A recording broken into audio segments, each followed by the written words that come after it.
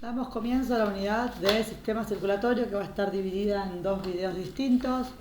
Presten atención, son muchas palabras nuevas. Sistema cardiovascular incluye corazón, vasos, sangre. Hay un video breve para que vean en general todo el sistema. Cualquier duda me avisan. Y si no, tienen mi mail, obvio, para escribirme. Bueno, comenzamos con nuestro aparato circulatorio, bien. Este es un cuadro que en realidad es un gráfico que nos muestra cómo está formado todo el sistema. El objetivo del aparato circulatorio o del sistema cardiovascular es el transporte de la sangre. Está formado por el corazón, los vasos sanguíneos y la sangre. Bien, cada una de estas tres cosas tiene su función específica y todas juntas colaboran en que este corazón cumpla la función impulsora de la sangre. Bien, nuestra sangre es la que nos transporta tanto nutrientes como desechos. Y estos vasos sanguíneos son los que mantienen este circuito cerrado conectándolo. Bien, como dice acá, el corazón bombea la sangre, está formado por dos auriculares y dos ventrículos. Lo vamos a ver en la próxima. Los vasos sanguíneos lo que hacen es transportar la sangre, están formados por arterias, venas, capilares. Lo vamos a ver más al final de estas clases. Y la sangre vamos a verlo el tiempo que podamos y como podamos, que se encarga de transportar el oxígeno, los nutrientes, los desechos de la parte de defensa del organismo y está formada por glóbulos rojos, glóbulos blancos, plaquetas y plasma. A continuación hay un video que muestra cómo es todo el sistema. Hay muchos videos de esto dando vuelta. Presten atención a los conceptos, a las imágenes que muestran. Las generalidades. El aparato circulatorio forma parte de los sistemas de nutrición, ya que lo encontramos en todo el cuerpo. Su constitución es muy sencilla y aún así sus diversas funciones son vitales. Llevar los nutrientes y el oxígeno a todas las células de nuestro organismo, contribuir a que se conserve la temperatura corporal y producir defensas para mantenernos sanos son algunas de las principales actividades que realiza. Los diferentes tejidos que forman al aparato circulatorio son tejido muscular cardíaco, que sus células van a encontrarse de una forma bifurcada. También vamos a encontrar tejido muscular liso o también llamado visceral. Estos los van a constituir principalmente los vasos sanguíneos. Vamos a encontrar también tejido conectivo, que lo encontraremos tanto en el corazón como en las arterias y venas. Se organiza el aparato circulatorio de la siguiente forma. Consta de un órgano hueco llamado corazón, que bombea la sangre y la impulsa a todo el cuerpo por diversos conductos, los cuales llevan la sangre con nutrientes y oxígeno a todas las regiones del organismo y al mismo tiempo reciben como intercambio CO2 y sustancias tóxicas que posteriormente se eliminarán con el auxilio de otros sistemas de nutrición. Vamos a empezar a hablar del corazón. El corazón es una víscera hueca en forma de cono truncado, formado principalmente por músculo cardíaco. Se encuentra dentro de la cavidad torácica y hay que recordar que dentro de la cavidad torácica tenemos también al mediastino, que es la cavidad donde se va a encontrar el corazón. El mediastino está detrás del esternón y también delante de la columna vertebral. El corazón, como lo había comentado, tiene forma de cono truncado con la base hacia arriba y el tamaño aproximado es del puño de la mano de un adulto y el peso del corazón puede variar desde 250 hasta 300 gramos. El corazón tiene 4 cavidades, tiene 4 huecos. 2 huecos superiores llamadas aurículas, 2 cavidades inferiores llamadas ventrículos, que entre cada uno de ellos, entre las aurículas y entre los ventrículos, va a encontrarse un tabique denominado tabique interauricular entre las dos aurículas y el tabique interventricular entre los dos ventrículos. Por lo tanto, a través de este tabique, el corazón se va a dividir en dos bombas o en dos partes principales. La bomba derecha o el corazón derecho y la bomba izquierda o el corazón izquierdo. En el cual el primero, en el corazón derecho, va a circular sangre venosa y en el segundo va a circular sangre arterial. Las aurículas y los ventrículos están separados por las válvulas auriculoventriculares, que desempeñan un papel muy importante para que esta víscera funcione de manera adecuada. En el corazón derecho, entre la aurícula y el ventrículo derecho, vamos a encontrar la válvula tricúspide. Y en el corazón izquierdo, es decir, entre la aurícula izquierda y el ventrículo izquierdo, vamos a encontrar la mitral. Las válvulas son hojas de tejido fibroso que, aunque a simple vista parecen delgadas y frágiles, son tan resistentes que soportan la presión que se ejerce en el interior del corazón. Las válvulas auriculoventriculares se van a encontrar fuertemente sujetas al corazón por unas prolongaciones resistentes llamadas cuerdas tendinosas. Estas cuerdas tendinosas impiden que las válvulas se desprendan de su lugar y no realicen su función de sellado entre las aurículas y los ventrículos. Además de las válvulas auriculoventriculares, también vamos a tener otras dos válvulas que se van a encontrar al final de los ventrículos. Tenemos a la válvula pulmonar del lado izquierdo, que va a desembocar hacia el pulmón, y la otra válvula semilunar es la válvula aórtica, que es la que va a conectar con la arteria aórtica del mismo nombre. Macroscópicamente, el corazón se le observan tres capas. El pericardio, que es la cubierta externa que rodea al corazón y está formada por dos hojas principales, el pericardio con la hoja parietal y el pericardio con la hoja visceral. Y entre ellas va a haber un líquido que va a permitir el movimiento cardíaco. A ese líquido se le denomina líquido pericárdico. La otra capa del corazón es el miocardio, que si dividimos esto en prefijos y sufijos, mio significa músculo y cardio, corazón. Por lo tanto, la segunda capa o capa intermedia del corazón está hecha de músculo principalmente, de músculo cardíaco. Son de color rojo brillante, alargadas y con los extremos bifurcados. Y la última capa interna del corazón se llama endocardio. Es de tejido conectivo y es la capa más interna, es suave y es lisa y se encuentra en contacto con la sangre. Dentro de las mismas células musculares existen un pequeño grupo especializado que se encuentra en la aurícula derecha, en la desembocadura de la vena cava, formando el llamado marcapasos. Es responsable de enviar una señal de tipo eléctrico para lograr la contracción de todas las fibras musculares al mismo tiempo. El marcapaso va a empezar primero por el nodo sinusal, o también llamado sino auricular, que es el que le va a mandar la señal a todos los demás nodos. En segundo lugar tenemos al nodo atrioventricular, que se encuentra inferior al nodo sinusal.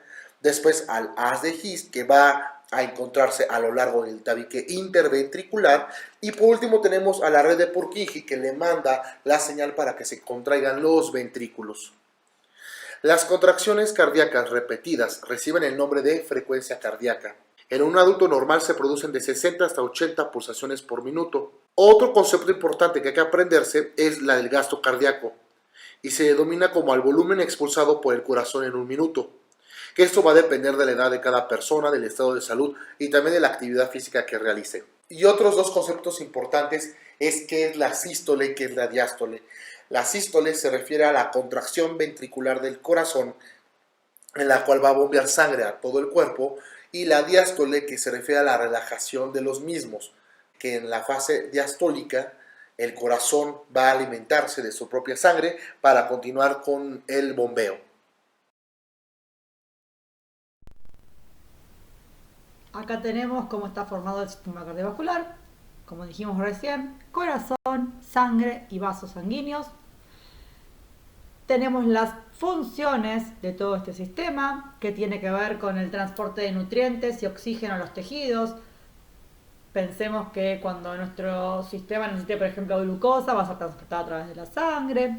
Cuando necesite hormonas, va a ser transportado a través de la sangre. Retirar desechos y dióxido de carbono, como habíamos dicho, el ácido láctico, por ejemplo, es un desecho que se producía en el citoplasma de la célula muscular. Y eso, recuerden que era llevado, ¿a dónde? Al hígado, para producir el ciclo de Cori. Ese es un ejemplo de un desecho que es llevado hacia otro lado. El dióxido de carbono es producido en estos procesos que ya vimos en sistemas energéticos. ¿Y a dónde tiene que ir? Al pulmón para poder ser expulsado. Bueno, conducir hormonas, como dije antes, la termorregulación. Vamos a ver si hay tiempo, pero la sangre, la vasodilatación, que se agranden las arterias y las venas o la vasoconstricción, que se achiquen, varían mucho la termorregulación, el regular la temperatura corporal. Cuando uno tiene calor, ¿qué siente? Como que la sangre fluye más. Bueno, hay una vasodilatación. Y esas son cosas que vamos a ver si tenemos tiempo de tener, aunque sea una partecita.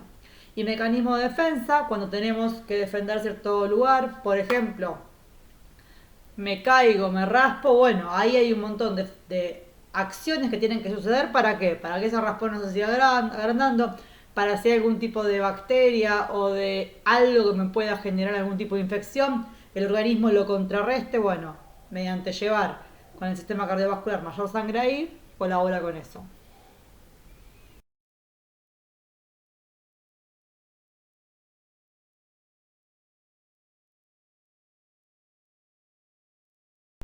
Bien, hablamos de la estructura del corazón, de su configuración externa.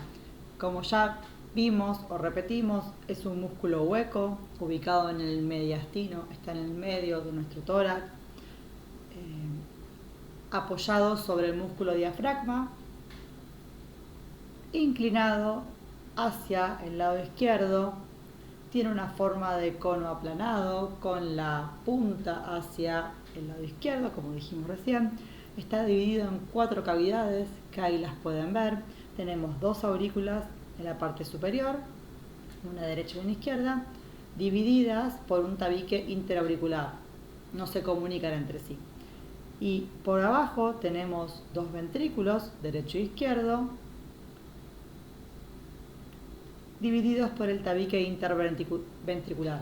No se comunican entre sí, eso es importante porque la sangre que llevan es distinta. Bien, están comunicadas entre sí la aurícula derecha con el ventrículo derecho y la aurícula izquierda con el ventrículo izquierdo. La aurícula derecha se comunica a través de la válvula tricúspide, que son orificios. Las válvulas son quienes tapan estos orificios. Del lado derecho la válvula tricúspide, en cambio del lado izquierdo tenemos a la válvula mitral. La función de nuestras aurículas, que son las cavidades superiores, es contener la sangre que viene de las venas y luego enviarla a los ventrículos, que son quienes van a eyectar esta sangre, como vamos a ver luego, hacia el pulmón o hacia el sistema.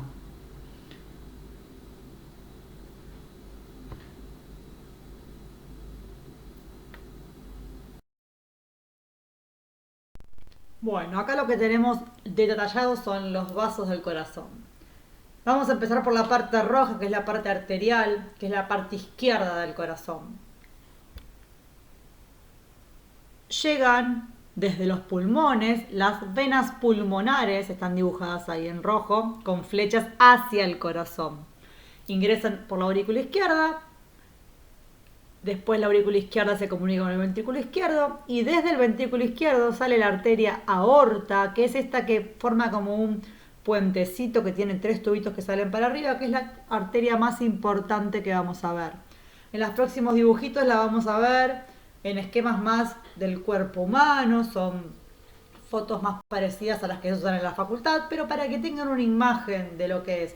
La arteria sale del corazón, manda una rama para el brazo izquierdo, otra rama para el brazo derecho y otra rama va hacia abajo, la arteria descendente, y va a repartir la sangre por todo el cuerpo. La parte azul dijimos que era la parte que no transportaba oxígeno, que era la sangre carbo-oxigenada. Tenemos las venas cava superior e inferior, que son las venas que van a recolectar la sangre de todo el cuerpo. La vena cava inferior de todos los miembros inferiores y tronco, y torso y abdomen. Y la vena cava superior, todo lo que venga desde la cabeza y los brazos. Ingresan a la aurícula derecha, de la aurícula derecha pasan al ventrículo derecho, y de ahí a donde se dirigen, al pulmón, que es un proceso de circuito mayor y circuito menor que ahora vamos a continuar viendo. Del ventrículo derecho, a través de la arteria pulmonar, se va a dirigir hacia el pulmón. Para en el pulmón producir un proceso que se llama hematosis, que es un intercambio de gases, donde se va a ir el dióxido de carbono y va a ingresar nuevo oxígeno. ¿A través de quiénes? De las venas pulmonares. Y es un circuito constante. Gracias a eso tenemos todo el tiempo sangre oxigenada y eliminamos el dióxido de carbono. Acá lo que tenemos es una imagen de las principales arterias que tenemos. Bien, recordemos que dijimos que la arteria aorta salía del corazón. Bueno, y ahí tenemos que va hacia arriba. Tenemos el callado aórtico. Vamos a tener el tronco brachiocefálico, que es el encargado de llevar la sangre hacia el sector de la cabeza. Y hacia los brazos vamos a tener la arteria subclavia, la arteria axilar, la arteria braquial. Nombres importantes de arterias que están ahí dibujadas. Y luego tenemos por la aorta descendente y se va a dividir en las arterias para los miembros inferiores, las arterias ilíacas, las arterias femorales. Tengamos una idea de cómo es nuestra distribución de sangre arterial, que va a ser la que tenga el oxígeno para poder llegar a todos los tejidos. Acá lo que tenemos es una foto donde están las arterias coronarias. Nuestro corazón tiene sus propias arterias que son bifurcaciones o brazos que salen o vasos que salen de la aorta, ahí como lo podemos ver. Lo mismo a nivel venoso, las azules. Para que sepamos que el corazón tiene sus propias arterias que lo irrigan.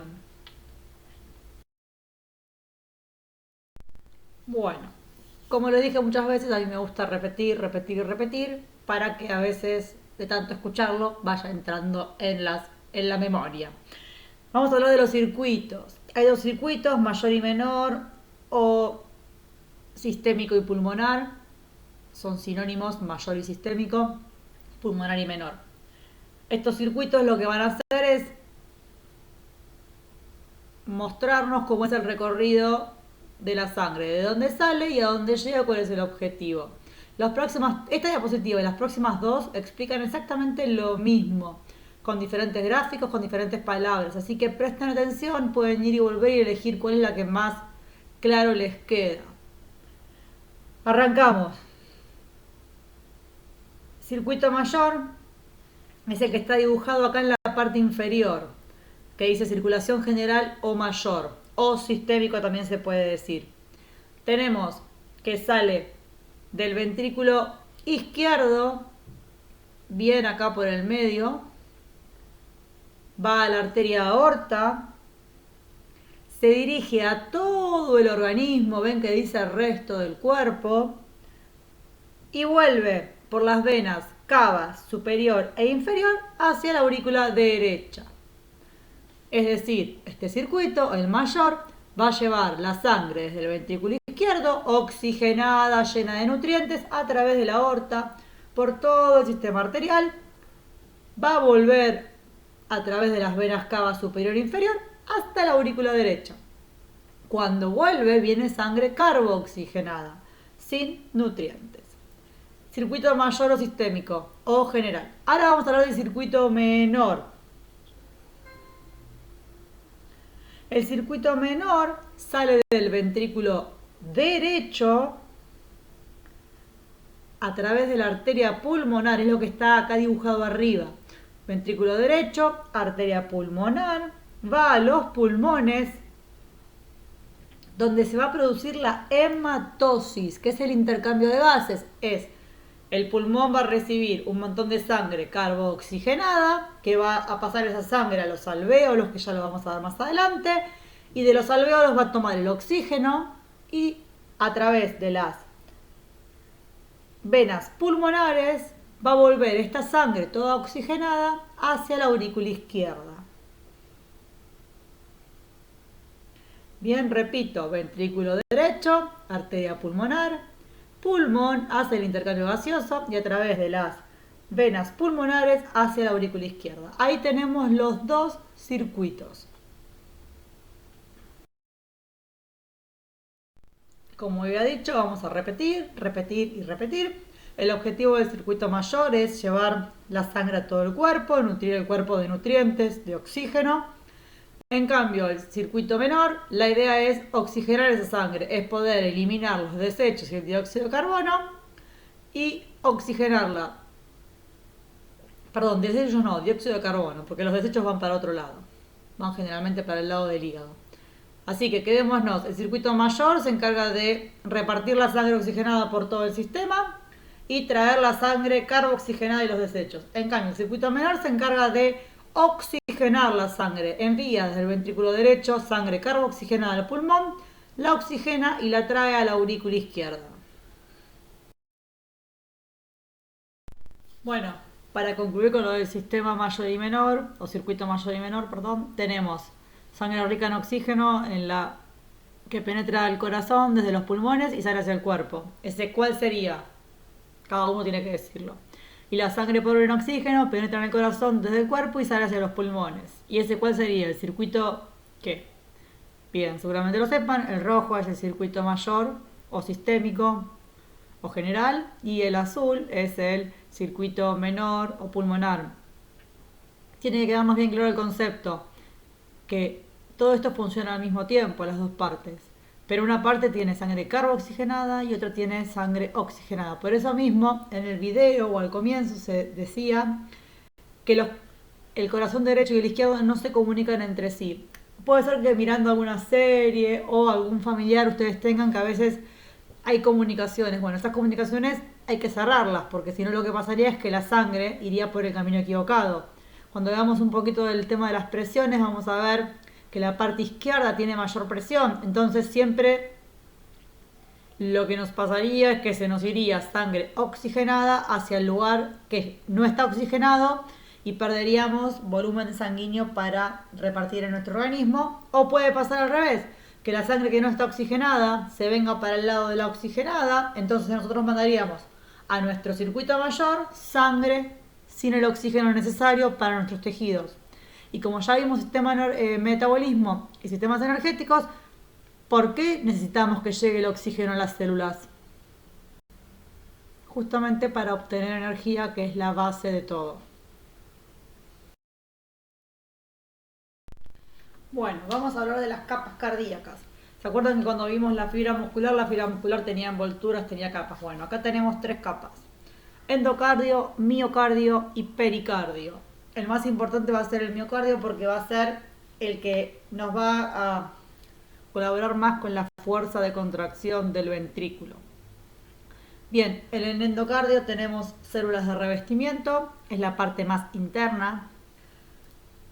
En el pericardio tenemos también células de revestimiento y va a estar además en contacto con el diafragma, esternón, costillas y vértebra. Piensen que el corazón no está en una burbuja, está entre todo lo que tenemos ahí, además de los pulmones, y por debajo está el diafragma. Bien, el miocardio tiene fibras musculares y las células de conducción, que eso lo vamos a ver. ¿Por qué? Porque necesitamos que el corazón se contraiga todo al mismo tiempo. Si por algún motivo una parte del corazón no se contrajera, no podríamos mantener el ciclo cardíaco, que es lo que vamos a ver más adelante, que es esa armonía de que el músculo se llene de sangre y se contraiga todo junto para repartirla donde corresponde. El miocardio está mucho más desarrollado en el ventrículo izquierdo. Pensemos, ¿por qué? ¿A quién se le ocurre por qué en el ventrículo izquierdo tenemos más desarrollado las fibras musculares de contracción del corazón? 5 segundos para que piensen. Bien, porque esa parte del corazón es la que va a tener que enviar la sangre a todo el organismo. Y piensen, si mi corazón queda acá en la mitad del tórax y la sangre tiene que llegar hasta la punta del dedo gordo, tiene que salir con mucha fuerza. Tiene que vencer presiones. Entonces, por eso mismo, el miocardio es importante. Infarto agudo de miocardio es cuando, el famoso infarto que se produce en el corazón, es cuando hay parte de este tejido que muere, pierde su posibilidad de contraerse.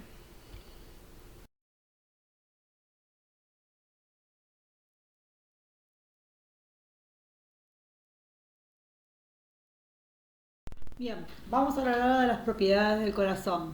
Son 5 características que tiene el corazón como el mismo. Tenemos automatismo, excitabilidad, conductibilidad, contractilidad y relajación. Bien, vamos a explicar un poquito cada uno, pero está todo en el apunte. Automatismo. capacidad de generar sus propios estímulos o autoexcitarse. Esto lo que significa es que el corazón, con su propio sistema de conducción, va a determinar su frecuencia cardíaca. Bien. Después hay conductibilidad. Esta es la capacidad que tienen las células del corazón, específicamente las del miocardio, de transmitir este impulso eléctrico a todo el corazón al mismo tiempo. Este potencial de acción que va a hacer que el corazón se contraiga, lo transmite todo en conjunto. Excitabilidad tiene que ver con la capacidad de las células del miocardio de responder a un estímulo. Esto es importante para que pueda contraerse. Con respecto a contractilidad, esto se refiere a la parte de la sístole cardíaca, así como relajación se refiere a la diástole cardíaca. Ciclo cardíaco lo vemos en el próximo video, pero sístole cardíaca es cuando el corazón se contrae y eyecta la sangre, y diástole es cuando se relaja y se llena de sangre nuevamente. Con respecto a contractilidad, esto es la capacidad que tienen las fibras del corazón de contraerse en forma coordinada y sincronizada. Bien. Esto es importante para justamente que todo el corazón se contraiga al mismo tiempo y que se eyecte toda la sangre al mismo tiempo, dejando el menor remanente posible dentro del corazón. Se contrae todo el corazón o nada. Y por último tenemos relajación, que se refiere a la capacidad de relajarse del miocardio una vez que finalizó la contracción.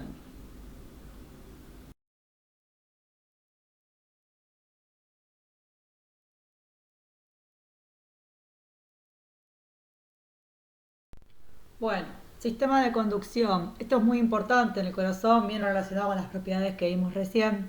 El corazón tiene la capacidad de generar su propio estímulo de contracción. Bien. En el nódulo sinoauricular o nodo sinoauricular es donde van a iniciar nuestras contracciones. De ahí sale la orden para que nuestro corazón se contraiga.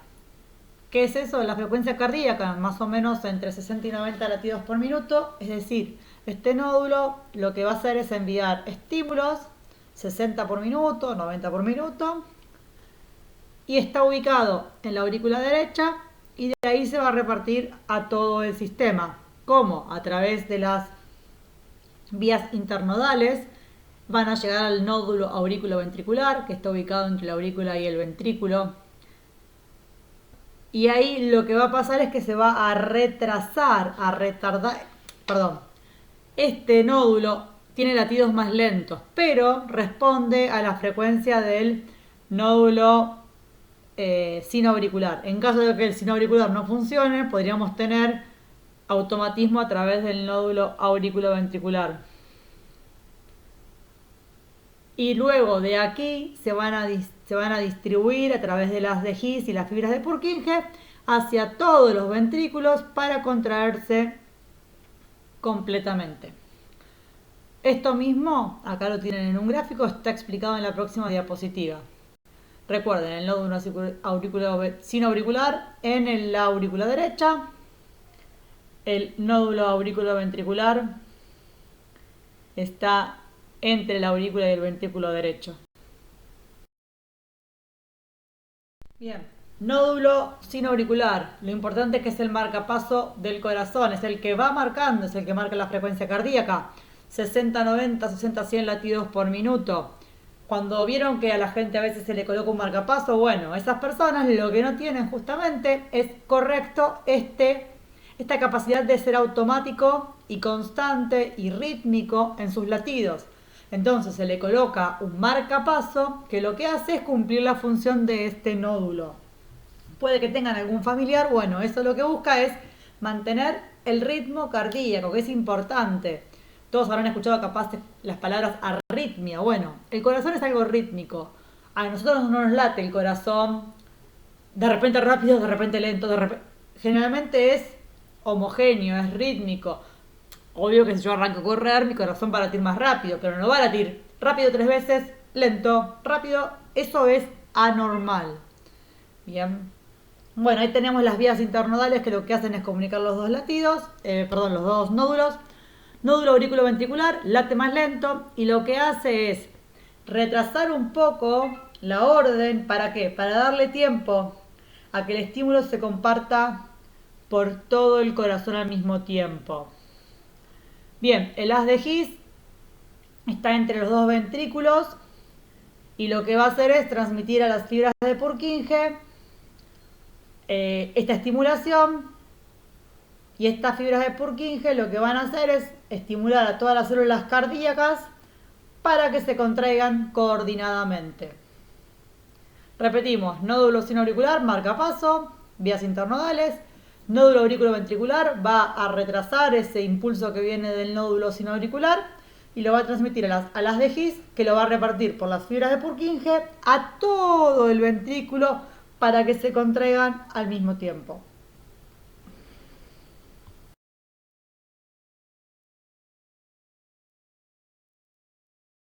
El sistema de conducción cardíaca consiste en los siguientes componentes.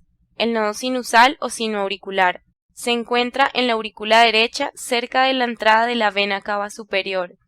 Este es el marcapasos natural del corazón. Inicia todos los latidos del corazón y determina el ritmo cardíaco. Los impulsos eléctricos del nodo sinoauricular se dispersan por todas las aurículas y las estimulan para que se contraigan. El nodo auriculoventricular se encuentra al otro lado de la aurícula derecha, cerca de la válvula auriculoventricular. El nodo auriculoventricular sirve como una puerta eléctrica a los ventrículos. Este retarda el paso de los impulsos eléctricos a los ventrículos. Este retraso es para asegurar que las aurículas hayan expulsado toda la sangre a los ventrículos antes de que los ventrículos se contraigan. El nodo auriculoventricular recibe señales del nodo sinoauricular y las pasa al haz de His. Este haz entonces se divide en la rama derecha y la rama izquierda, las cuales conducen los impulsos hacia el ápice del corazón. Las señales entonces se pasan a las fibras de Purkinje, dirigiéndose hacia arriba y se dispersan por el miocardio ventricular. Las actividades eléctricas del corazón se pueden grabar en forma de un electrocardiograma, ECG o EKG.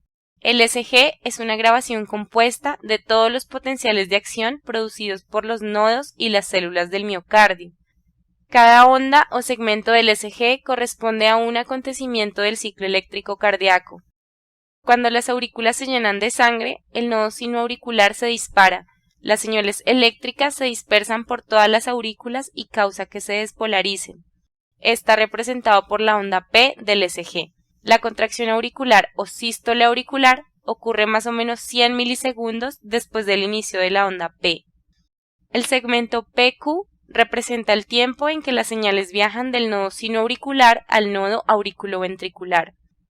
El complejo QRS marca la activación del nodo auriculoventricular y representa la despolarización de los ventrículos. La onda Q corresponde a la despolarización del tabique interventricular. La onda R se produce por la despolarización de la masa principal de los ventrículos. La onda S representa la última etapa de despolarización ventricular en la base del corazón. La repolarización auricular también ocurre en este momento, pero la señal se oculta por el gran tamaño del complejo QRS. El segmento ST refleja la etapa de equilibrio o meseta en los potenciales de acción miocárdicos. En este momento, los ventrículos se contraen y bombean la sangre. La onda T representa la repolarización ventricular justo antes de la relajación ventricular o diástole ventricular. El ciclo se repite con cada latido del corazón. Acá les dejo un repaso de lo que vimos en el video anterior para que tengamos bien en claro cómo está formado nuestro corazón, cuáles son las venas que llegan a cada una de las aurículas, cuáles son las válvulas que separan las aurículas de los ventrículos y los ventrículos de las arterias, y cuáles son las arterias que salen de nuestros ventrículos.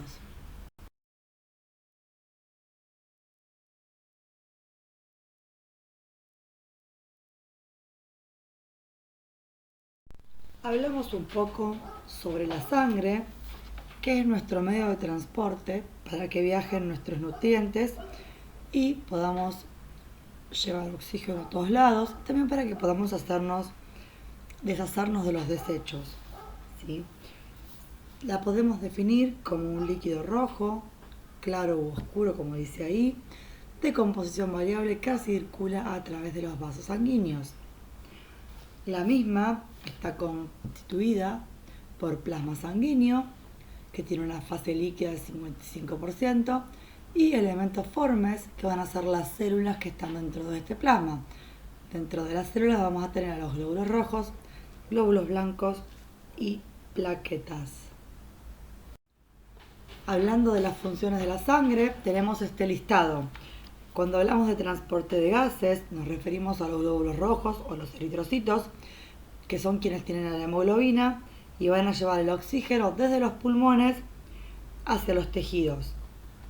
Bien, con nutrición nos referimos a que gracias a la sangre nuestros nutrientes van a llegar a las diferentes partes de nuestro cuerpo.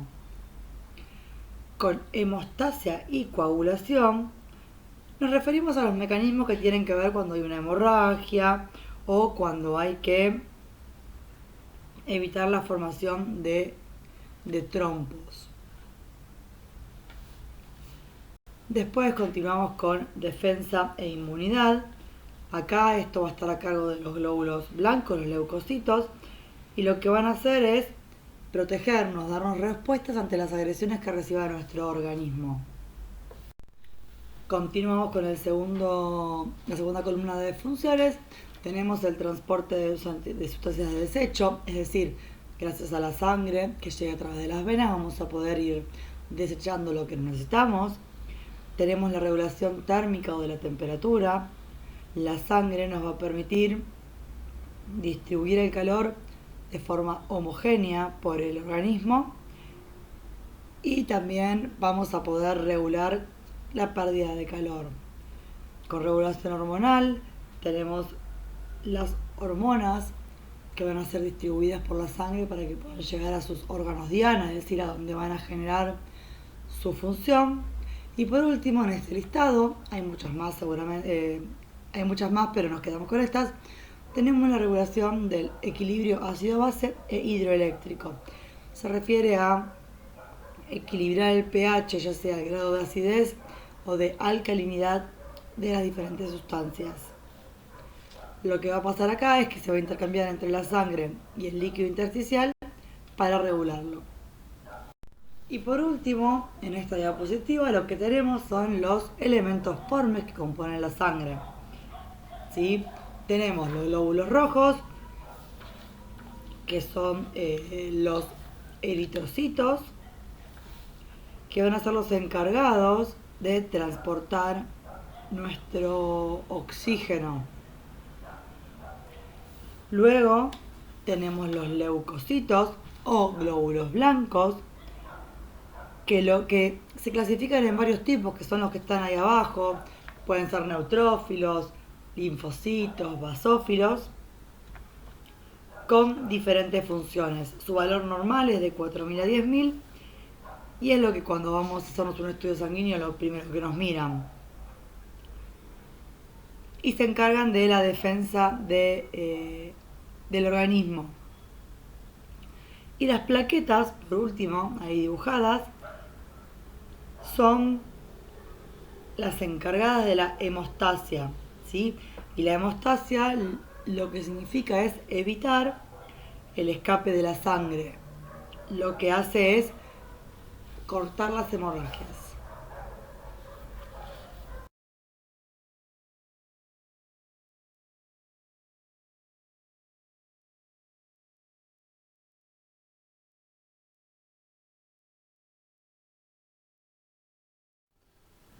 Bien, esta clase arranca con el ciclo cardíaco, que fue lo que vimos el otro día, que es un periodo que consta de dos fases. Una fase de relajación, que se llama diástole, que es el momento en el cual el corazón está en reposo y se está llenando de sangre, y un momento que le continúa, que es la sístole, que es cuando el corazón se contrae y eyecta la sangre. A continuación tienen un video muy gráfico, muy esquemático de cómo sucede el ciclo cardíaco. Luego vienen varias diapositivas donde lo explico directamente yo con los puntos más importantes. Mírenlo, aprovechen para ir imaginando el proceso tan clave y necesario para nuestro corazón. ¿Qué es el ciclo cardíaco? El ciclo cardíaco es una secuencia de eventos fisiológicos que comprenden desde el comienzo de un latido cardíaco hasta el inicio de otro. Esto quiere decir que el ciclo cardíaco son todos aquellos procesos que van a ocurrir desde que inicia un latido cardíaco hasta que empieza otro. Pero ¿cómo es que se produce el ciclo cardíaco o gracias a qué se produce el ciclo cardíaco? El ciclo cardíaco se produce gracias a una descarga eléctrica o que en medicina lo conocen como potencial de acción producido por el nódulo sinusal.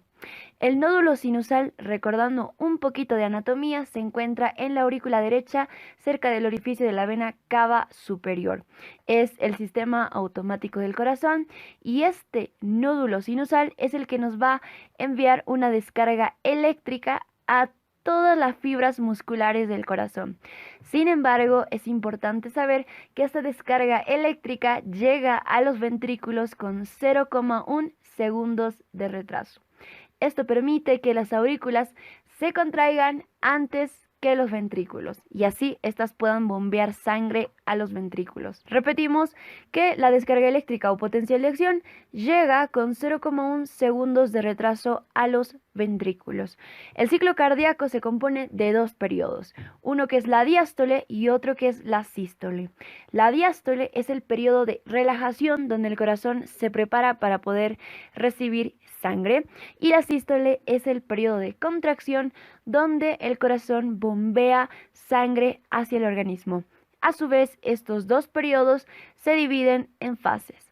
La diástole se divide en relajación isovolumétrica, llenado pasivo, llenado activo, y la sístole se divide en contracción isovolumétrica y eyección. Y así tenemos las 5 fases del ciclo cardíaco.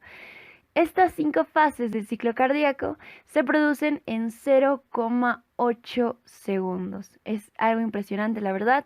¿Y por dónde vamos a empezar a estudiar el ciclo cardíaco? Ya depende de la bibliografía, de cómo tu profesor o docente vayan enseñándote el ciclo cardíaco. El orden de los factores no altera el producto.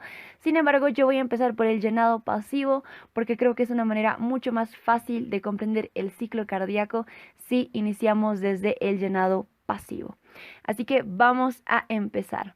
Antes de entrar a las fases, acá tengo un esquema del corazón, un esquema que hice yo en computadora. La verdad es que no soy buena dibujando en computadora, pero quería representar las cavidades cardíacas de manera esquemática y dividirlo por colores para que se entienda un poquito mejor. Así que este gráfico va a ser de reconocimiento de cavidades para que posteriores diapositivas sea entendible las fases del ciclo cardíaco. Tenemos a la aurícula derecha, al ventrículo derecho, al ventrículo izquierdo, aurícula izquierda, aorta, arteria pulmonar, y es importante que quiero que vayan a diferenciar estos círculos que están acá. Los círculos con borde plomo representan las válvulas auriculoventriculares y los círculos con borde azul van a representar las válvulas sigmoideas. El orden de las arterias, la aorta y la pulmonar, ya sea la pulmonar por delante o la aorta por delante, ya depende de cada uno, es un esquema, ustedes vean con cuál se sienten cómodos. Yo voy a manejar la pulmonar por delante porque me parece más cómodo estudiar el ciclo cardíaco de este modo, así que vamos a empezar con la primera fase, que es el llenado pasivo. En el llenado pasivo iniciamos con las aurículas llenas de sangre. Acá las aurículas están repletas de sangre, por lo tanto la presión de las aurículas va a ser mayor a la de los ventrículos. Como la presión auricular es mayor a la de los ventrículos, por regla general se sabe que la sangre va de mayor a menor presión. Es importante que recuerden durante todo el video que la sangre va de mayor a menor presión. Entonces, decíamos que la presión de las aurículas es mayor a la de los ventrículos, lo que va a producir la apertura de las válvulas auriculoventriculares. Una vez que las válvulas auriculoventriculares se abren, las aurículas bombean sangre hacia los ventrículos, es decir, pasan esa sangre a los ventrículos de manera pasiva. Acá no hay contracción de las aurículas, simplemente la sangre pasa por un gradiente de presión. Sin embargo, no llega a pasar toda la sangre que estaba en las aurículas, simplemente pasa un 80%, es decir, se produce el 80% del llenado ventricular, lo que nos da como resultado que en las aurículas aún queda sangre. Tenemos sangre todavía dentro de las aurículas que corresponden a un 20%. Pasamos a la siguiente fase, que es el llenado activo, donde en esta fase la sangre restante que tenemos en las aurículas, que corresponde al 20%, tienen que pasar a los ventrículos, pero acá las aurículas tienen que contraerse para poder pasar esta sangre porque ya no hay gradiente de presión, no tenemos mayor presión en las aurículas para que estas puedan pasar de manera pasiva. Entonces, ¿por qué se produce la contracción de las aurículas? Este periodo también se lo conoce como sístole auricular porque las aurículas se contraen. Esta contracción es gracias al nódulo sinusal. El nódulo sinusal que mencionábamos en principios decía que se produce una descarga eléctrica, un potencial de acción, que va a hacer que las aurículas se contraigan antes que los ventrículos. Acá es donde se da ese paso. Entonces, el nódulo sinusal produce una descarga eléctrica. Esta descarga eléctrica va a hacer que las aurículas se contraigan antes que los ventrículos, lo que se conoce como sístole auricular, y así la sangre restante pasa a los ventrículos. Una vez que tenemos los ventrículos repletos de sangre, pasamos a la siguiente fase, que es la contracción isovolumétrica. En la contracción isovolumétrica, iso quiere decir igual y volumétrica volumen, en esta fase los ventrículos están repletos de sangre. Como los ventrículos están repletos de sangre, ya contienen el 100% de la sangre, que corresponde a 120 ml. Estos 120 ml representan el volumen telediastólico y el volumen telediastólico es el volumen al final de la diástole. Esto quiere decir que cuando los ventrículos tienen 120 ml en su interior, están repletos de sangre, significa que finaliza la diástole. En esta fase, como los ventrículos están repletos de sangre, por lo tanto la presión de los ventrículos aumenta y la sangre intenta regresar hacia las aurículas porque la sangre va de mayor a menor presión. Para evitar esto se produce el cierre de las válvulas auriculoventriculares. Y lo más interesante es que estas válvulas al cerrarse producen un ruido, que es el primer ruido cardíaco o R1. Bien. Entonces tenemos a los ventrículos repletos de sangre con 120 ml, válvulas auriculoventriculares cerradas que van a producir el primer ruido cardíaco, válvulas sigmoideas todavía permanecen cerradas, sin embargo en esta fase hay una ligera contracción del corazón. Las fibras musculares van a empezar a cortarse, el corazón va a sufrir una ligera tensión, esto quiere decir que se está preparando para contraerse y una vez que el corazón se contrae es lo que se va a producir la eyección. En el periodo de la eyección, los ventrículos se encuentran repletos de sangre. Por lo tanto, la presión de los ventrículos es mayor a la de las arterias. Entonces, este aumento de presión por los ventrículos va a producir la apertura de las válvulas sigmoideas. Una vez que las válvulas sigmoideas se abren, la sangre es bombeada por los ventrículos. Esto quiere decir que los ventrículos se contraen y envían esa sangre hacia los grandes vasos. Pero no pasan los 120 ml, simplemente pasan 70 ml. Estos 70 ml se los conoce como volumen sistólico. El volumen sistólico es el volumen de sangre que el corazón bombea en cada latido. Tenemos las arterias llenas de sangre, las válvulas sigmoideas permanecen abiertas y es aquí cuando pasamos a la última fase del ciclo cardíaco, que sería la relajación isovolumétrica. En esta última fase, que es la relajación isovolumétrica, como las arterias están repletas de sangre, la presión de estas arterias aumenta. Por tanto, la sangre va a intentar regresar hacia los ventrículos y para evitar esto se va a producir el cierre de las válvulas sigmoideas. Estas válvulas al cerrarse van a producir un ruido que se conoce como segundo ruido cardíaco o R2. Si ustedes se dieron cuenta, en cada fase que tenemos el nombre de isovolumétrica se produce un ruido cardíaco. Es un dato muy importante para darse cuenta dónde se producen los ruidos cardíacos y en qué fases del ciclo cardíaco. Lo más impresionante de todo esto es que todos estos procesos que acabamos de mencionar se producen en 0,8 segundos. Ahora vamos a repasar un poquito las partes más importantes del ciclo cardíaco para finalizar este video. Vamos a empezar por el llenado pasivo, que es este gráfico que tenemos acá, donde empezamos con las aurículas repletas de sangre. La presión de las aurículas es mayor a la de los ventrículos, por lo tanto las válvulas auriculoventriculares se abren y pasa sangre de las aurículas hacia los ventrículos, pero no pasa toda la sangre, solo pasa el 80%. Aún tenemos 20% restante dentro de las aurículas. Es aquí que pasamos al llenado activo, donde las aurículas se tienen que contraer, lo que se conoce como sístole auricular. Las aurículas se contraen y envían la sangre restante hacia los ventrículos para terminar de llenar el 100%. Una vez que los ventrículos están repletos de sangre, se pasa a la fase de la contracción isovolumétrica. En la contracción isovolumétrica, los ventrículos exactamente tienen 120 ml.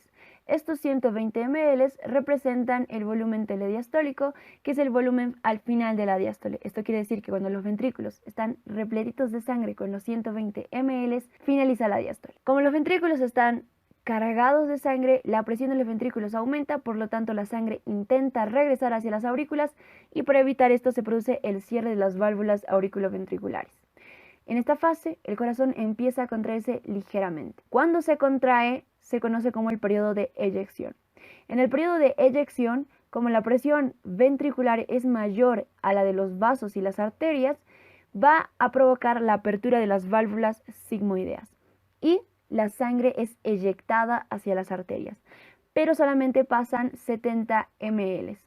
Estos 70 ml se los conoce como volumen sistólico. El volumen sistólico es el volumen de sangre que el corazón bombea en cada latido. Pasamos a la última fase, que sería la relajación isovolumétrica, donde se va a producir el cierre de las válvulas sigmoideas, porque la sangre va a intentar regresar a los ventrículos, ya que la presión en las arterias es mayor.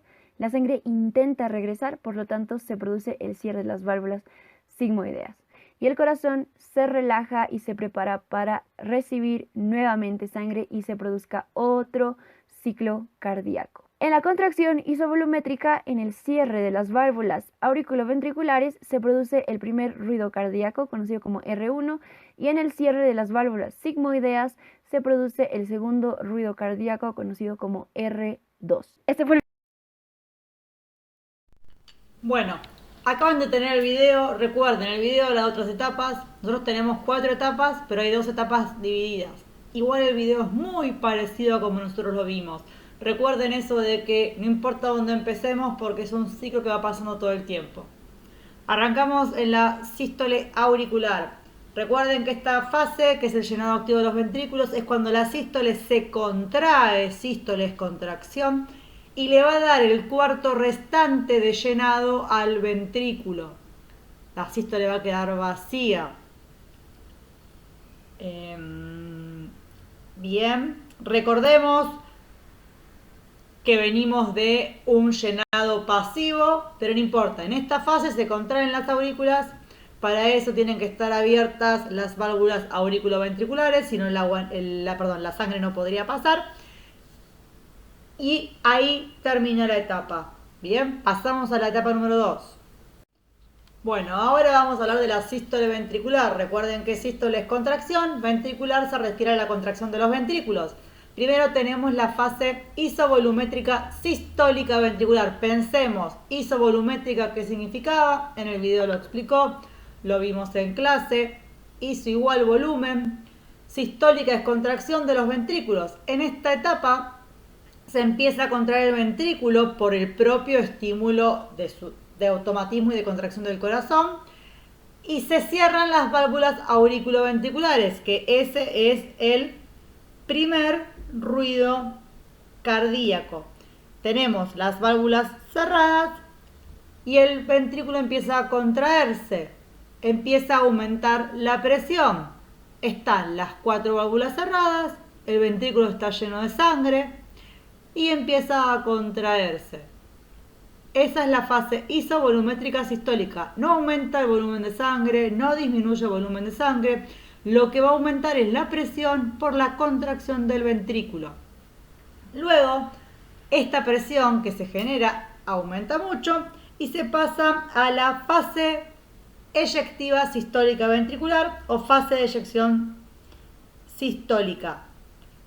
Esta presión del ventrículo va a aumentar a la de la arteria pulmonar y aorta y va a producir la apertura de las válvulas sigmoideas. Si estas válvulas no se abrieran, nuestro corazón explotaría, cosa que no va a pasar. Bien, se abren las válvulas y empieza la salida de sangre con un montón de presión que a medida que quede menor cantidad de sangre en el ventrículo irá disminuyendo esa presión. Bien.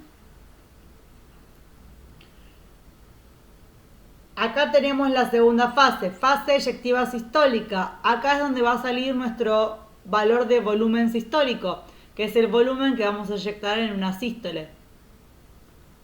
Cada ventrículo se va a contraer, dejando en su interior una cierta cantidad de volumen residual o volumen de fin de sístole. Bien, pasamos a la etapa número 3. Bien, vamos a pasar a la etapa de diástole ventricular. Diástole era relajación, acuérdense, que consta de 2 etapas, fase isovolumétrica diastólica ventricular y llenado ventricular pasivo. Recordemos, la sangre está saliendo en nuestra fase eyectiva y ¿qué pasa? En algún momento la presión del ventrículo disminuye demasiado, entonces va a querer la sangre de las arterias, va a querer volver a ingresar al ventrículo y en ese momento es cuando se cierran las válvulas sigmoideas, dando comienzo a esta fase. Las válvulas auriculoventriculares están cerradas porque estábamos en un periodo de la eyección. Si hubiéramos tenido abiertas las válvulas auriculoventriculares, la sangre saldría por los 2 lugares, que no es lo que corresponde. Entonces, acá arranca la fase isovolumétrica diastólica. Tenemos el corazón con sus 4 válvulas cerradas, con solamente el volumen residual en su interior y un momento de relajación. ¿Sí? Empieza a disminuir la presión, la contracción ya no genera más aumento de presión, entonces el ventrículo empieza a disminuir su presión interna. ¿Y qué va a pasar? Damos comienzo a la segunda parte de esta etapa, que es el llenado ventricular pasivo. Cuando la aurícula, que estaba recibiendo sangre de parte de las venas cavas y las venas pulmonares, se llena demasiado y su presión aumenta, si no abre las auriculoventriculares, esa sangre empezaría a volver en forma retrógrada, iría hacia atrás, cosa que ya vimos que no nos conviene.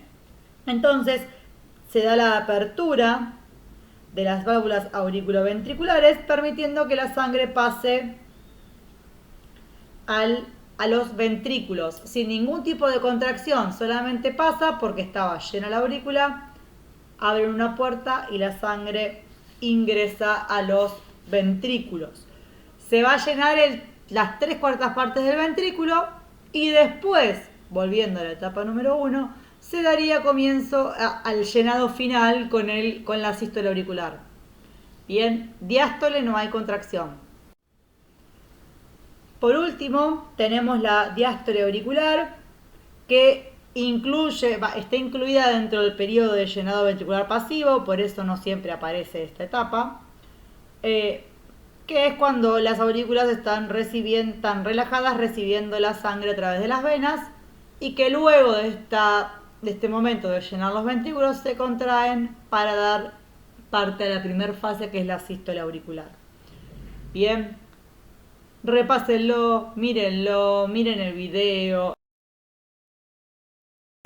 Bien, volúmenes en el corazón podemos hablar de un montón. Acá tenemos 3 que son los más importantes, que son los que a mí me interesan, que también están en el apunte: volumen sistólico, volumen residual o volumen minuto cardíaco o gasto cardíaco. Bien, volumen sistólico es la cantidad de sangre que yo voy a eyectar del ventrículo en cada sístole. Su valor normal en reposo es de 70 mililitros.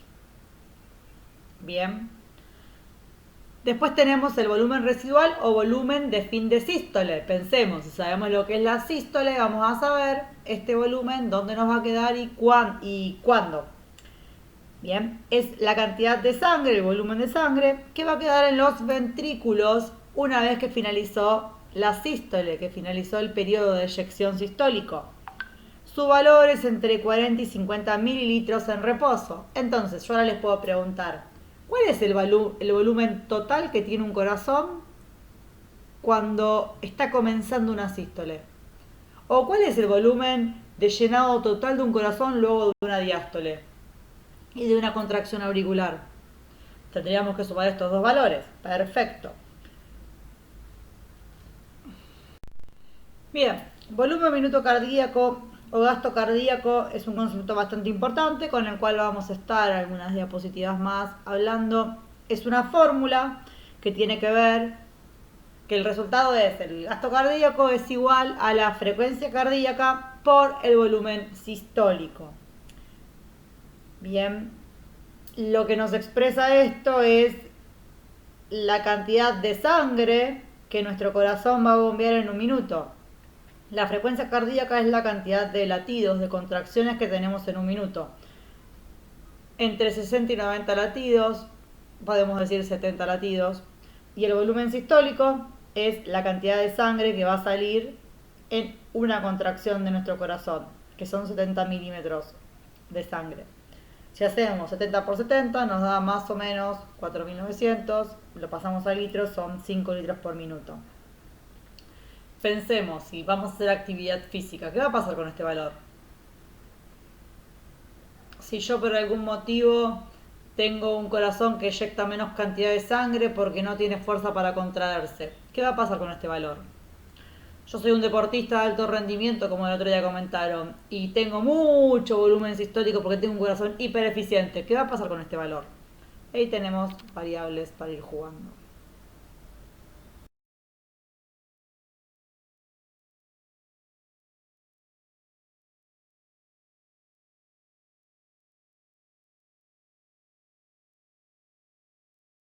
Lo que acabamos de referir, acá tenemos la fórmula de volumen minuto cardíaco o gasto cardíaco, descarga sistólica o volumen sistólico, que es lo mismo, por la frecuencia cardíaca, cantidad de sangre que el corazón expulsa a las arterias por minuto. Bien, vamos ahora a hablar de la frecuencia cardíaca, del volumen sistólico, de cómo es regulado esto. Es importante entender cómo se regula porque ustedes como futuros profes de educación física van a trabajar con el cuerpo en movimiento.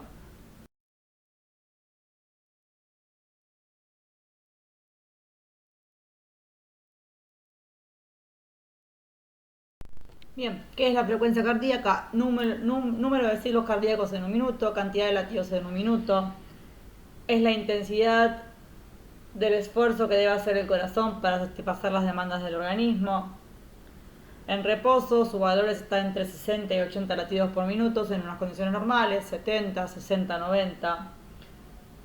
Bien, y aumenta a medida que hacemos actividad física. Hay un valor que es importante, que lo vamos a ver más adelante también, cuando hablemos un poquito de ergometría o esas cosas tipo pruebas ergonométricas graduadas que han hecho ustedes para entrar al profesorado, que es el valor de frecuencia cardíaca máxima teórica.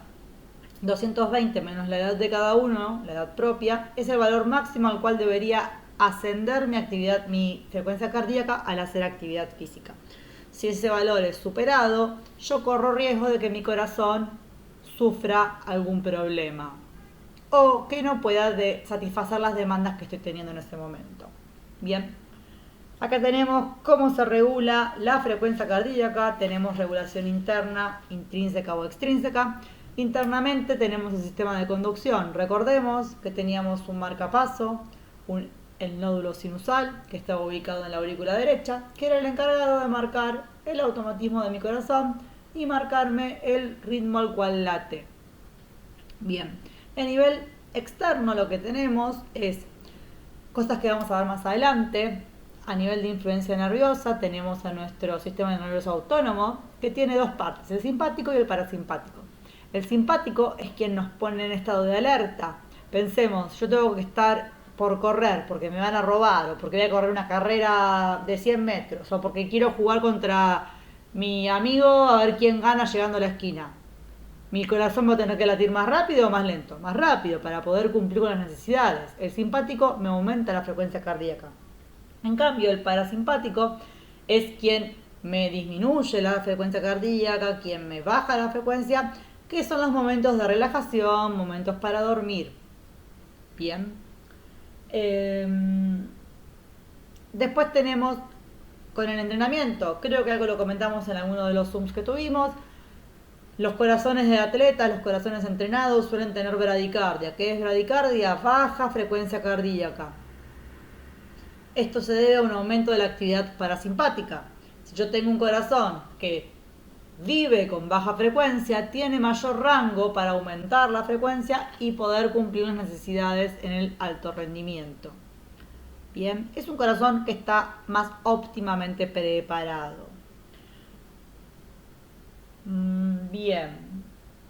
Y después tenemos también a nivel endocrino diferentes neurotransmisores que van a ayudar a aumentar o a disminuir, por ejemplo, la adrenalina. Si ustedes miran series de médicos, como les digo siempre, aumentan la frecuencia cardíaca. Con respecto a la opción de otros, tenemos niños. Los niños al comienzo de la vida tienen una frecuencia cardíaca mucho más alta, cualquiera que haya tenido un hermanito o si alguno fue padre, nacen y en el momento del embarazo la frecuencia cardíaca es muy alta, pero después eso va disminuyendo y se estabiliza en valores normales alrededor, comenzando la pubertad más o menos. Y la temperatura, a mayor temperatura hay un aumento de la frecuencia cardíaca. Si hay tiempo veremos más adelante termorregulación. Continuamos con volumen sistólico.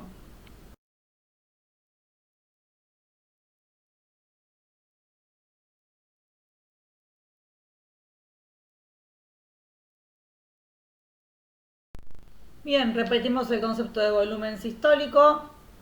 Es el volumen de sangre bombeado en cada ventrículo por latido. Y acá lo que tenemos son diferentes ¿cómo se llaman? Factores que lo pueden regular. Bien. Aumento del retorno venoso. ¿Qué es el retorno venoso? Es la sangre que llega de las venas hacia el corazón. ¿Cómo podemos aumentar el retorno venoso? Movilizando las piernas, teniendo las piernas para arriba, todo lo que ayude a que el sentido de la sangre, de las venas, que es de abajo hacia arriba, se aumente. El otro día di el ejemplo, cuando uno va corriendo, el retorno venoso está completamente estimulado. ¿Por qué? Porque tenemos los músculos gemelos y sólidos en la pierna que todo el tiempo están en contracción, haciendo que la sangre suba, colaborando con el sistema venoso. Cuando uno termina de correr y se queda parado, ese sistema deja de ayudar y la sangre tiene que subir en contra de la gravedad a través de las venas, pero sin la ayuda de los músculos. Entonces le cuesta más y a veces no llega a subir y eso hace que uno se desmaye, que sufra una bajada de presión. Bien, recordemos que volumen sistólico es la cantidad de sangre que va a inyectar el corazón. Si mi retorno venoso aumenta, va a salir mayor cantidad de sangre. Bien, tenemos la ley de Frank-Starling. La ley de Frank-Starling se refiere a que a mayor distensión del ventrículo habrá mayor fuerza de contracción y por consiguiente va a salir mayor cantidad de sangre. El corazón tiene la capacidad de que se distiende más, se llena más de sangre, se estira y eso le produce una mayor contracción. Bien, y con respecto a la contractibilidad ventricular, lo que tenemos ahí se refiere a la capacidad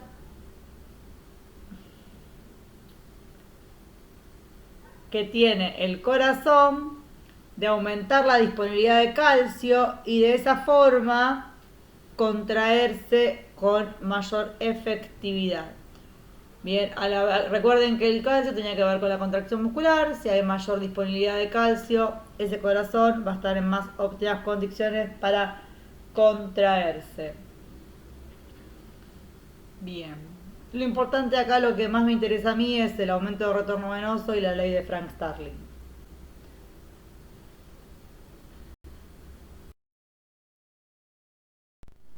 Acá lo que tenemos es un cuadro que nos organiza un poco la regulación del gasto cardíaco. Está formado por la frecuencia cardíaca y el volumen sistólico. La frecuencia cardíaca dependía del nódulo sinoauricular, o sinusal. Y además tenemos los factores extrínsecos como son las hormonas, a través del sistema endocrino, a través del sistema nervioso autónomo, el simpático que estimulaba el corazón, el parasimpático que lo dormía. Y a nivel de iones tenemos la parte del calcio para la contracción muscular. Y a nivel de volumen sistólico tenemos la precarga, poscarga y la contractilidad. Precarga, si el corazón no está bien lleno, no va a poder inyectar buena cantidad de sangre.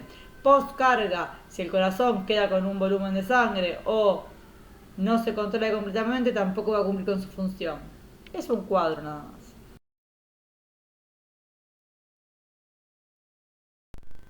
Bien, acá tenemos la tensión arterial o presión arterial, que es la fuerza o presión ejercida por la sangre sobre las paredes de los vasos arteriales. Vamos a tener una tensión arterial diastólica y una tensión arterial sistólica, que va a tener que ver cuando es el momento de diástole, qué presión están sintiendo esas paredes de las arterias, o durante el momento de sístole exactamente lo mismo. Bien, la fórmula de la tensión arterial viene por el volumen minuto cardíaco o gasto cardíaco por la resistencia vascular periférica. Está puesto acá, volumen minuto cardíaco, resistencia vascular periférica. Y acá lo que tenemos son los valores que van a regular la tensión arterial. Pensemos, si tenemos el volumen minuto cardíaco, que está formado por la frecuencia cardíaca y el volumen sistólico o descarga sistólica, los factores que regulen estas dos componentes de la fórmula van a modificarme. Recuerden, teníamos el simpático que aumentaba la frecuencia cardíaca y el parasimpático que la disminuía. Bien, dentro de la fórmula de tensión arterial también tenemos la resistencia vascular periférica, que son los elementos que se oponen a la circulación de la sangre dentro de los vasos. Bien. Y lo más importante que tenemos, o los factores que lo pueden influenciar, son el tono arteriolar, la viscosidad de la sangre y la velocidad. A nivel del tono arteriolar, tiene que ver con la dureza que tienen los tejidos para distenderse o no. A mayor tono, menor posibilidad de esa arteria de distenderse y de esa forma amainar, disminuir la presión que sufre. Con respecto a la viscosidad de la sangre, cuanto más viscoso es, más difícil que circule. También tenemos la longitud de los vasos. Cuanto más largo es el vaso, mayor será la resistencia vascular que haya. Lo mismo con la velocidad. Bien.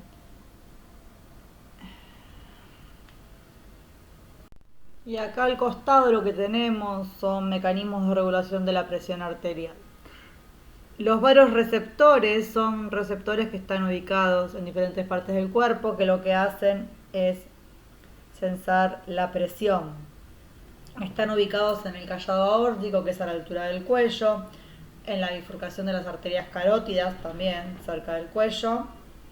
Y lo que van a hacer lo tienen muy claro en el apunte, así que lo pueden directamente subrayar ahí, que cuando disminuye la presión, bien, a mí me baja la presión, se va a producir una respuesta simpática. Acuérdense que el simpático aumentaba la frecuencia cardíaca. Al aumentar la frecuencia cardíaca va a aumentar la velocidad, va a aumentar la fuerza de contracción de los ventrículos, por lo tanto me va a aumentar la presión arterial. En caso al revés, si a mí me aumenta la presión arterial, la respuesta va a ser parasimpática disminuyendo la frecuencia cardíaca, disminuyendo la frecuencia de la fuerza de contracción y que disminuya la presión arterial. A nivel renal es importante porque los riñones son los que retienen agua. Entonces, si yo tengo una baja de presión, lo que voy a querer es retener agua. Entonces lo que voy a estimular es que mi riñón retenga agua, evite la formación de orina, es decir, uno haga menos pis y de esa forma me suba la presión. Distinto es el caso de las personas que tienen presión alta, que lo que buscamos es aumentar la cantidad de orina para de esa forma disminuir la cantidad de líquido en la sangre. Por eso a las personas que sufren presión generalmente se le dan diuréticos. Por último, hablamos un poquito de la hemorragia. Pensemos qué era la hemorragia. La hemorragia es cuando se pierde sangre. Si se pierde sangre, vamos a perder volumen sanguíneo. Entonces, lo que se va a hacer es estimular para aumentar la presión. ¿Por qué? Porque nosotros vamos a tener menor cantidad de sangre y nuestro cuerpo va a pensar que hay menos cantidad de sangre. No le importa por qué motivo. Lo que va a hacer es aumentar la frecuencia cardíaca. Por eso, si nosotros tenemos un corte muy importante y estamos perdiendo mucha sangre y al mismo tiempo se aumenta la frecuencia cardíaca, es como que es contraproducente. Por eso ante las hemorragias hay que evitar que se pierda la sangre. Continuamos. Acá tenemos valores normales de presión arterial. Generalmente lo más común es que la presión sistólica o máxima sea de 120. Acá tenemos valores entre un rango y el otro. Y la diastólica es de alrededor de 80 y acá tenemos entre 60 y 90. Recuerden, sistólica es el momento de contracción, diastólica es el momento de relajación. Acá solamente tienen en reposo el resumen de todos estos valores que fuimos viendo, son números. Volumen sistólico, nosotros dijimos 70, pero acá está puesto entre 60 y 90 mililitros. Latidos por minuto, 60 a 100, 60 a 90, 70. 5 litros por minuto el gasto cardíaco. Y la presión arterial o tensión arterial, mínima 80, máxima 120. Valores. Bueno, vamos a hacer un gran resumen del sistema vascular periférico. Tenemos arterias, venas y linfáticos. Son el conjunto de vasos de diferentes calibres. Bien, casi todas las arterias transportan sangre oxigenada, casi todas las venas transportan sangre venosa, los linfáticos transportan líquido linfático. Bien, las arterias van de mayor a menor tamaño. Arrancamos por las arterias, después se transforman en arteriolas y después en capilares. Lo que va modificando en ellos es la capacidad de vasoconstricción, que es de disminuir su diámetro, o de vasodilatación. Bien. Los capilares arteriales, lo más importante, que son los más chiquitos, son los que están en contacto con las células y es donde se va a producir el intercambio de gases, por ejemplo, de nutrientes hacia las células. Bien. Con respecto a la parte venosa, arrancamos en capilares venosos, vénulas y venas. Piensen que arrancamos de lo más chiquito, que es lo más lejano, a lo más grande, que es lo más cercano. Recordemos el tema de las venas, que las venas de miembro inferior tienen válvulas y que son importantes por el tema del retorno venoso que va a aumentar en la inspiración porque va a disminuir la presión intratorácica y eso va a ayudar a que la sangre fluya hacia el corazón. Todo tema de presiones tiene que ver. Es como si fueran las venas, son como, si ustedes miran en cualquier dibujo, son como hilos muy finitos que se van uniendo cada vez más y llegan a formar las venas cavas, que son bastante grandes. Y de los linfáticos, en la próxima diapositiva hay un cuadro, porque es un tema importante que no suele darse mucho, que colabora con la eliminación de líquido del organismo y que es un tema que está cada vez más en auge, la parte linfática. La realidad es que todo lo que es linfático, ante un esguince se puede hacer un tratamiento de linfáticos para disminuir ese edema que se forma, esa inflamación que se genera alrededor del del golpe que hubo. Bien, acá tenemos el sistema linfático, filtra moléculas de gran tamaño que no pudieron ser arrastradas por la parte venosa y luego se lo vuelca al líquido venoso. La idea es evitar el edema, que es la acumulación de líquido en el espacio intersticial entre las células. Está favorecido por la bomba abdominotorácica, que es la que se produce a nivel del abdomen, de la panza, la contracción muscular y la colaboración de la succión de las venas subclavias durante la inspiración. En el apunte también tienen bastante bien explicado todo esto.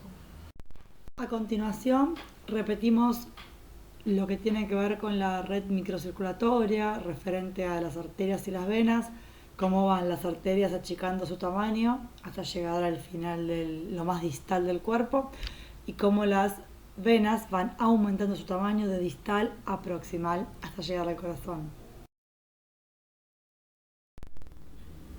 Vamos a tener arterias y venas. Recordemos, todo lo arterial está pintado de rojo porque tiene que ver con la parte oxigenada y todo lo venoso está pintado de azul porque tiene que ver con la parte carboxigenada. Vamos a tener arterias que van a llevar nuestra sangre hacia los órganos o tejidos. Bien, van a ir de mayor a menor tamaño, es decir, cuanto más cerca del corazón esté, las arterias mayor tamaño van a tener y menor cuando nos alejemos hacia los miembros, hacia la parte bien distal del cuerpo.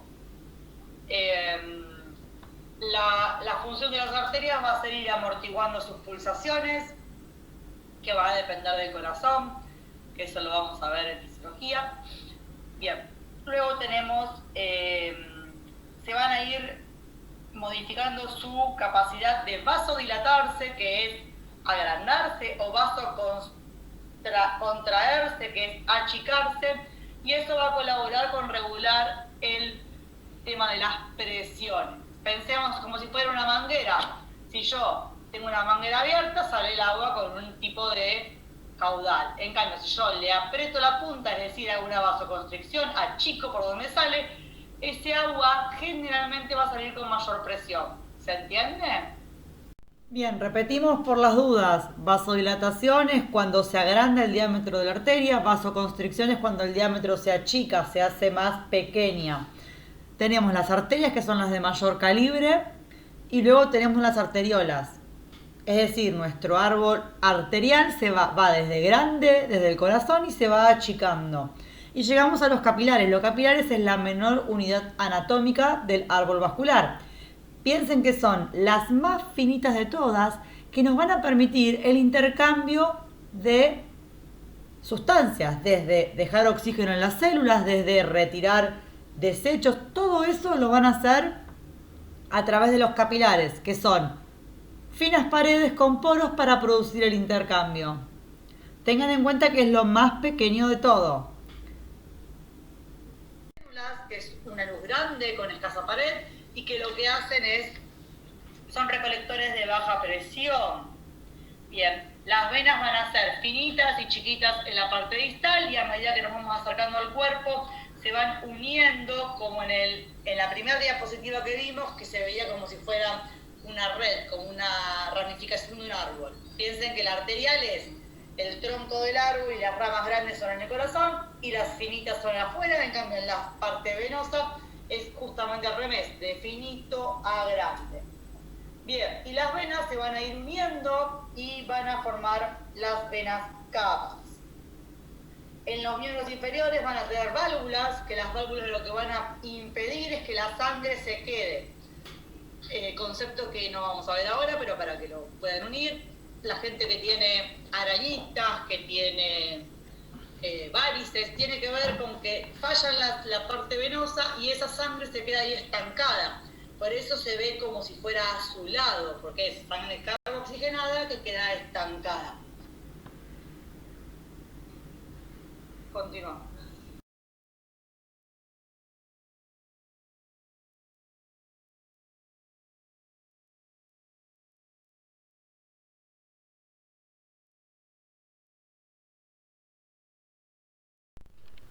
Resumen final del control del corazón, chicos, mecanismo de Frank Starling. ¿Se acuerdan lo que era? Tienen 2 segundos para pensarlo.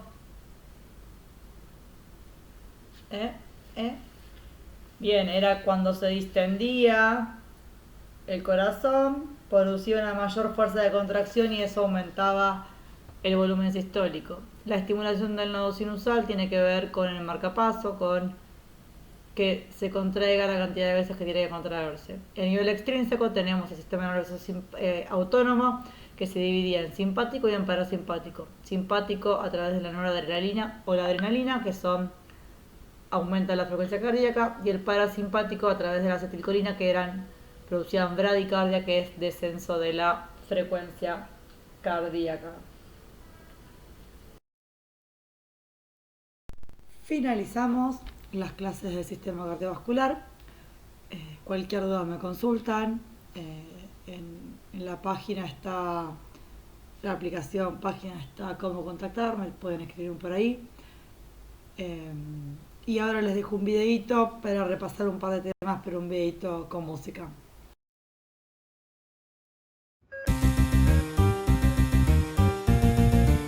Los mitocondrios. Miranda Fishbane.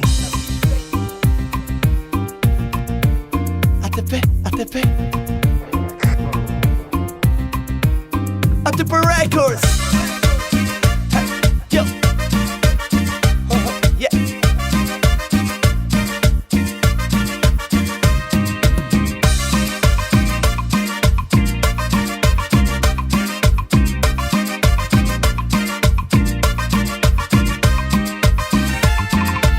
Es el corazón el órgano que está encargado de bombear la sangre a todos, pero a todos lados. Él está ubicado justo en el mediastino. Lo protege el esternón y la parrilla costal. Tiene 2 ventrículos y también 2 aurículas, separados por el septum y tabique auricular. Es el miocardio, el músculo del corazón, y lo va a estimular el nudo sinusal. Tú no podrás fallarme cuando falle todo a mi alrededor. Tú, mi fiel marcapasos que mantiene en ritmo a mi corazón. Tú me das la fuerza que se necesita en cada contracción. Tú me das amor. Tú bombeas la sangre que va a perfundir con oxigenación. Tú, aire que respire por hematosis o circulación. Tú, en aorta y cabo y en todas sus ramas vas a hacer extensión. Tú me das amor. Yo, el nodo sinusal se irá a despolarizar. Al ingresar el sodio se alcanzará el umbral. La entrada de calcio produce el potencial y al salir el potasio va a repolarizar. La cosa cambia un poco a nivel ventricular. Primero entra el sodio, va a despolarizar. Después canales lentos de sodio y de calcio y otra vez potasio a repolarizar.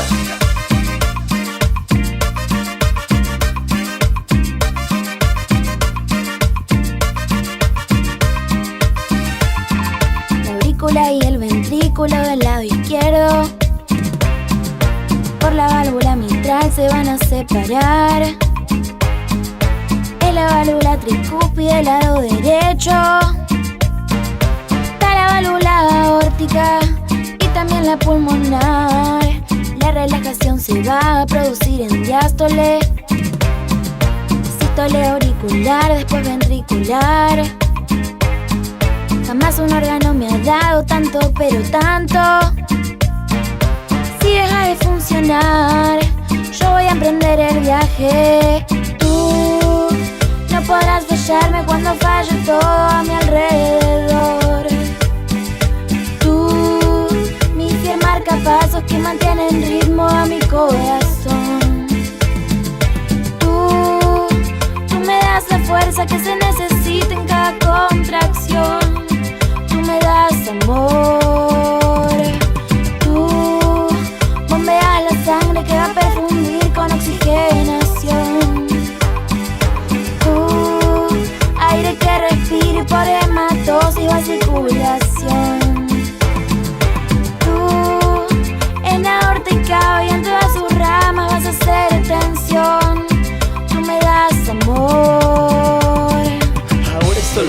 Vamos a repasar, de adentro hacia afuera podemos observar un epitelio simple formando el endocardio. Después el miocardio es la capa muscular. Por fuera pericardio, visceral y parietal. Con hematoxilina podremos observar discos intercalares, son capa muscular. Somos los mitocondrios, vamos a bailar.